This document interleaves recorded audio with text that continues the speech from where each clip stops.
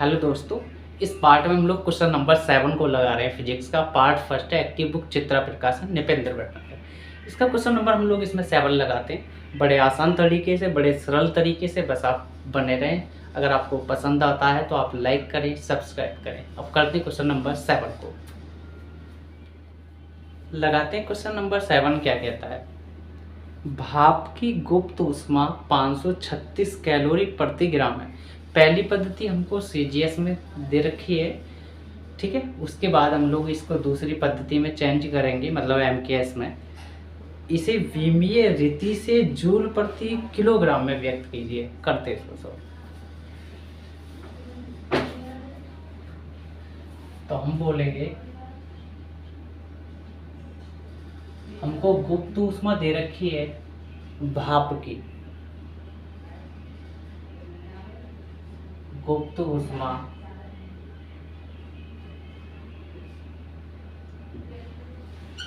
536 question number 6 की तरह है। वैसे अगर आप चाहें तो इसको एक बार कर सकते हैं खुद भी सॉल्व। 536 कैलोरी प्रति ग्राम, ठीक है। हम लोग जानते हैं कि एक कैलोरी जो होता है ना, वो 4.18 जूल होता है। तो चेंज कर देंगे इसको थोड़ा सा, तो 536 4.18 जूल प्रति ग्राम, और ये आपकी भाप की गुप्त ऊष्मा है।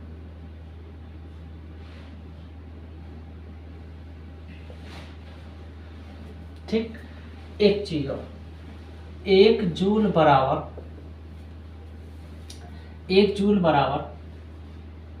10⁻7 अर्ग होता है बेटा।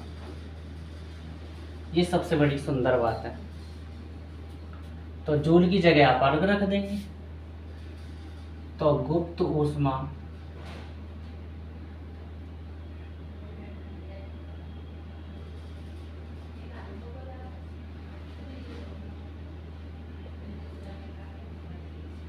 536 गुणा, इस पॉइंट को लेफ्ट से राइट ले जाएंगे, उल्टे हाथ से सीधे हाथ की तरफ, बायां पक्ष से दायां पक्ष, औरंगाबाद से बुलंदशहर की तरफ ले जा रहे हैं, तो पावर -2 बनाएंगे। क्यों? क्योंकि उल्टे हाथ से जा रहे हैं हम लोग। तो 418 गुणा 10⁻2, ये 7 और लिख देंगे जूल की जगह। तो 10⁻7 जूल की जगह अर्ग रख देंगे, क्योंकि सीजीएस में हम लोगों ने चेंज किया है। क्योंकि कैलोरी जूल सीजीएस में नहीं था, ग्राम था सीजीएस में। तो पहले कैलोरी को हमने किस में कन्वर्ट करा? सीजीएस में। अब इसको हम लोग डायरेक्ट जाके एमकेएस में चेंज कर देंगे, ठीक है। तो अर्ग प्रति ग्राम, क्योंकि अधूरा काम दिया था हम लोगों को। तो गुप्त ऊष्मा आएगा आपका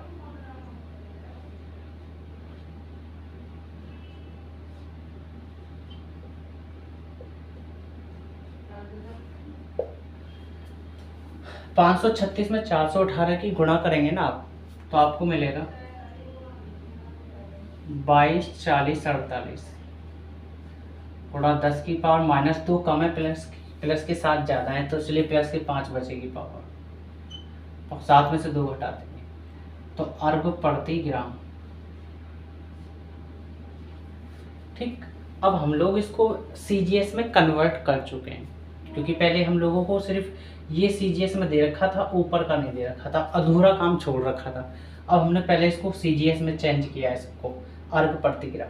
अब फिर डायरेक्ट सीधा जब आगे सॉल्व करेंगे तो इसको सीधा जाके हम लोग एमकेएस में बंद कर देंगे, मतलब बना देंगे ना, बंद नहीं कर देंगे इसको। ठीक। आगे अब देखो, गुप्त भाप की गुप्त ऊष्मा का विमेय सूत्र क्या होता है? गुप्त ऊष्मा का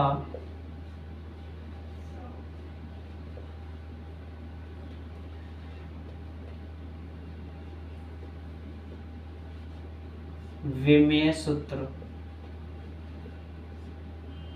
वो होता है जो पीछे यूज किया था हमने क्वेश्चन नंबर 6 की तरह ही है बिल्कुल, L स्क्वायर T-2, ठीक है।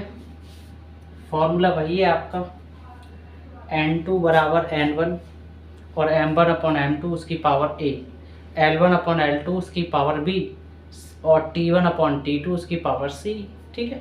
जो पावर होती है वही पावर लिख देते हैं हम लोग यहाँ पे, बट M नहीं है द्रव्यमान, तो उसको M को हटा देंगे फॉर्मूले से, ठीक है। तो सिर्फ L1/T1 को फॉर्मूले को यूज़ करेंगे।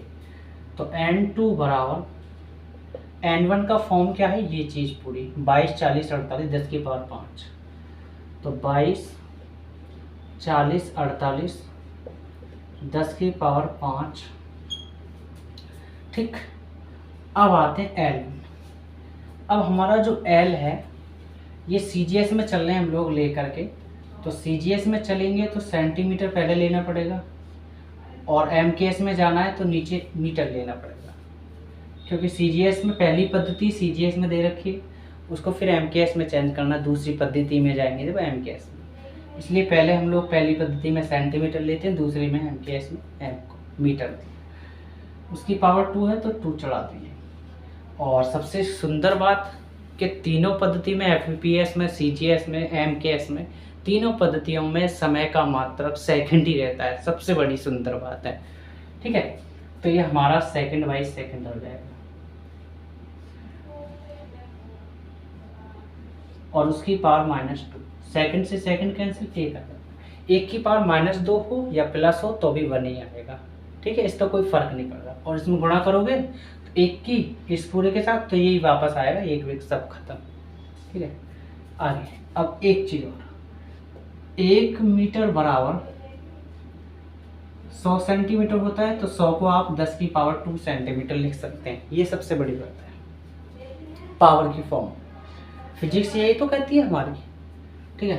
तो N2 इक्वल, इस पॉइंट को 1 2 3 4 5 तो 2.24 तक ले आते हैं, बाकी सबको हटा देते हैं, ठीक है। तो कैंट सड़क क्या आया, सीधे हाथ से उल्टे हाथ की तरफ, RHS से LHS की तरफ, दाएं पक्ष से बायां पक्ष, बुलंदशहर से औरंगाबाद की तरफ कह सकते हैं आप, ठीक है।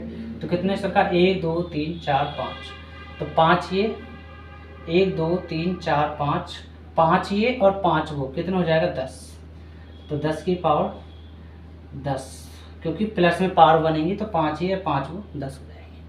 आगे अब चलते हैं हम लोग, सेंटीमीटर है ही आपका, मीटर की जगह आप रख सकते हैं 10 की पावर 2 सेंटीमीटर और पावर 2, सेंटीमीटर से सेंटीमीटर कैंसिल, 10 की पावर 2 नीचे प्लस में है, इसको ऊपर ले जाएंगे माइनस हो जाएगी आपकी पावर। तो N2 इक्वल 2.24 गुणा 10 की पावर 10, ठीक है भाई। और ये हो जाएगा आपका 10 की पावर -2